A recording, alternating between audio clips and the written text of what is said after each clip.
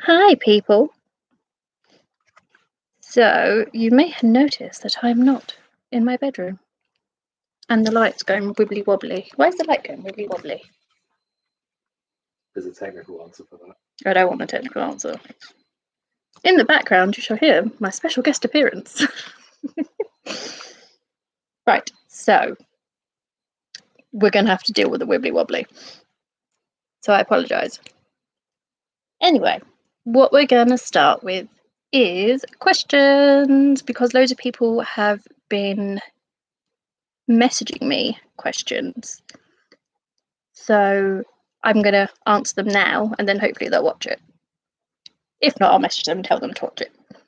So let's go with the first one, which was from Carla. Well, I know Carla. She's in my LinkedIn mastermind group. Anyway, she said, how are you coping at home?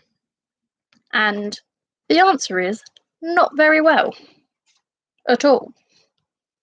Copious amounts of wine are had. Where is my wine? Where is my wine? So, and anyone from my LinkedIn mastermind will also know that I'm stealing Helen's live with wine bit that she does in the LinkedIn tasks in the 5-day challenge. She's the one who actually encouraged me to do this. Anyway, unfortunately, I'm back at home with my parents, and we have our 2-bedroom house. All the rooms are quite big, but the issue is my mum's also working from home because of the pandemic. So she's taken over the kitchen / dining room. My room is always a mess because I can't be asked to tidy it. So I'm not normally having to either work there, or I've got one of those little pop-up tables from Amazon, which I have in the living room, which is where I'm doing all my shoes currently. Yeah, it's not going great at all.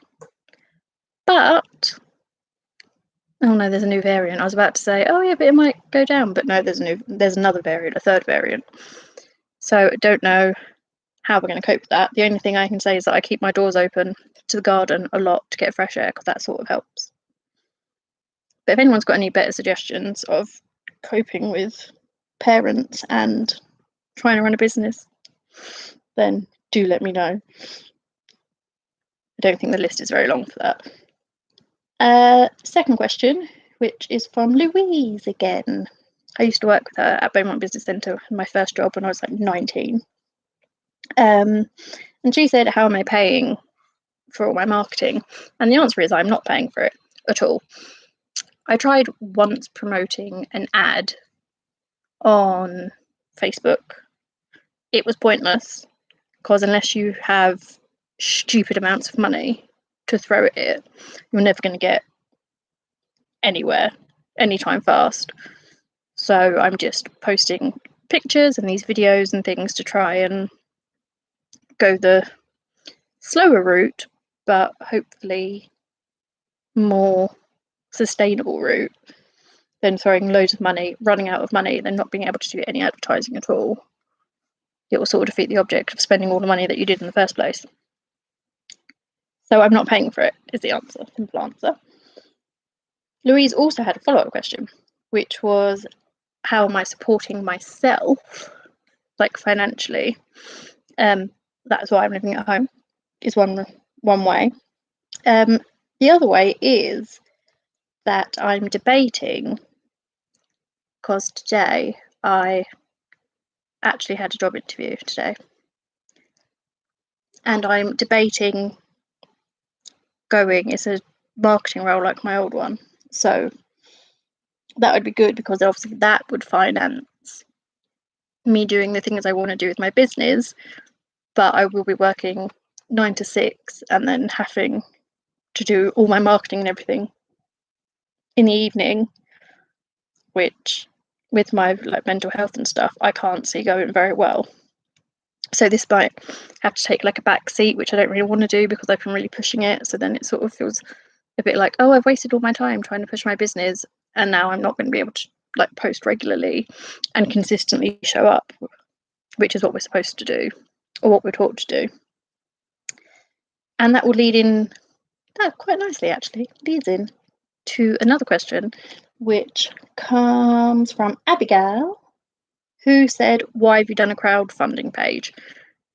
And the answer is my friend made me do it, because she is setting up a business helping people crowdfund. My lovely guest assistant did suggest having a more tailored crowdfunding page for a specific product as opposed to just raising money in general. So we swapped it to trying to get my Harlequin shoes, which is the best selling shoes that I do. Honestly, I think I do one like every week now, and to get that produced. So that's why we've decided to do that. I'm not holding that much hope for it because I don't know. I don't, to be fair, I don't know much about the platform, but she really wants me to do it, and she really wants me to help her. So I will be the guinea pig to see what works and what doesn't work. And then another, oh, this is actually, I'm quite proud of myself. This all links quite well together. So the other question, which also comes from Abigail, is fairy tale animals. I wasn't quite sure what the question meant. She said, do you do any designs about fairy tale animals? And I mean, I'm not, yeah, fairy tale animals as in fairies and like pixies and elves and gnomes, or, you know, like Hansel and Gretel, gingerbread house, or I'm not too sure what she means by that. But my favourite fairy tale animals, I shall tell you, is the chameleon from Tangled. They're all Disney ones because Disney really heavily go on the animal sidekicks. And the Grimm's fairy tales, and like Peter Pan and Alice in Wonderland. Oh, Alice in Wonderland sort of does. They've got the Jabberwocky. But my favourite ones are Pascal the chameleon from Tangled.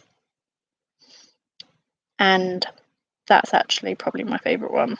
Oh, Mushu from the original Mulan is awesome, by Eddie Murphy. Those are my two, I think, my top two. And then this segues very nicely. I'm so proud of myself today. This is segueing very nicely into in one of my Pinterest challenge groups, they were talking about doing previews of products.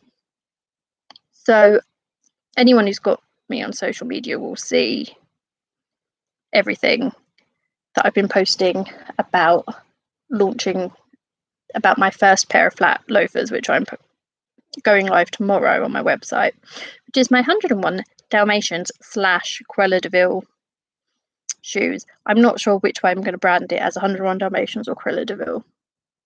Depends. I might do a poll on it actually tomorrow to see which way I'm going to go with branding it. But I will show you, as I have been instructed, which is this. Oh, see, the lights make it go wibbly wobbly, but they're quite good for showing off shoes. Yeah, they are next one, because these are just old shoes that I had lying around my house. Actually, I think technically they're my mum's, but I stole them, which can't have them back now because they're painted. Yeah, and I know the first question will be, Dalmatians have it the other way round, with white with black spots. And the simple answer is I couldn't make the shoe white successfully. So it's black with white on top. But it still gives you the whole Dalmatian vibes. And then I've got my little poms, my two-tone poms for Cruella, who has the hair on black on one side and then like whitey grey on the other side. If you go by the animation version, if you go by the real people version, I think it's black and grey. Don't quote me on it because I'm not sure. But the bottoms will be red because I will paint them tomorrow before they go live on my website. So it does have another nod to Cruella de Vil, not just 101 Dalmatians. But I really like these, and they're super comfortable because they're from Next. They are super comfortable. But I will source them if loads of people really like them and I get loads of orders for them. Then I will source like a bunch from a wholesaler. But otherwise, I'll just do them ad hoc, like I have with this one. Yeah. And I think I'm actually over the time which I say because I don't want to do them longer than 10 minutes in my videos, and I'm actually over that. So I know I didn't talk much about fairy tales actually today. 101 Dalmatians is a Disney story, so could be classed as a fairy tale. But it's more me, myself, and my business as opposed to me, myself, and magic today. But I shall leave you all, and do feel free to comment any questions.